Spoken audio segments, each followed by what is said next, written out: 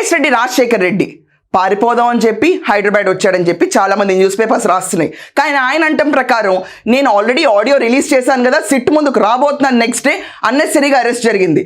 But Kesireddy Rajasekhar Reddy Rajesh అన్న పేరుతో రావడం ఎందుకు? ఇలా వింత పేర్లు పెట్టుకుని రేపు హైదరాబాద్ వచ్చిన ఈ వ్యక్తి ఈ సదరు కేసిరెడ్డి రాజశేఖర్ రెడ్డి ఇతను ఇక్కడి నుంచి చెన్నై నుంచి దుబాయ్ వెళ్ళిపోదాం అన్న ప్రణాళిక కూడా ఉందని చాలామంది అంటున్నారు. దీనికే స్పందిస్తారు. లుకౌట్ నోటీస్ ఉంది, అందుకనే ఇలాంటి పారు పేర్లతో తిరుగుతున్నాడు కేసిరెడ్డి రాజశేఖర్ రెడ్డి. కసిరెడ్డి రాజశేఖర్ రెడ్డి గురించి మాట్లాడే ముందుగా మనం ప్రస్తావించాల్సింది విజయసాయి రెడ్డి గురించి. విజయసాయి రెడ్డి నిన్న ట్విట్టర్లో నేను విజిల్ బ్లోయర్ని మాత్రమే లిక్కర్ స్కామ్కి, ఈ దీంట్లో ఉన్న మిగతా వాళ్ళ సగం బట్టలు కూడా ఇప్పేస్తాను, నేను పూర్తిగా ఎక్స్పోజ్ చేస్తాను అని అంటున్నారు. కేసిరెడ్డి రాజశేఖర్ రెడ్డి ఇంకొక అడుగు ముందుకేసి ఈరోజు విజయసాయి రెడ్డి కూడా దీంట్లో పాత్రధారి అని పేర్కొన్నారు. అండ్ అది రిమైండ్ రిపోర్ట్లో ఈరోజు సబ్మిట్ అయింది. Kesireddy Rajasekhar Reddy who is the kingpin of liquor scam, A1 కింద accused in kingpin of liquor scam Kesireddy Rajasekhar Reddy ఈరోజు కోర్టు ముందు హాజరయ్యి he is under custody right now.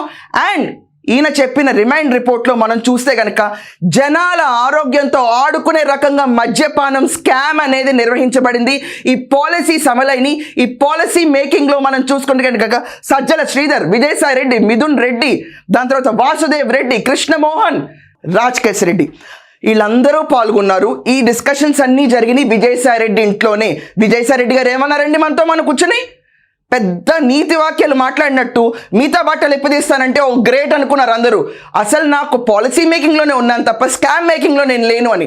2 మీటింగ్లో ఇంత పాలసీలు జరిగిపోయినాయి అండి రాష్ట్ర ప్రజలకి.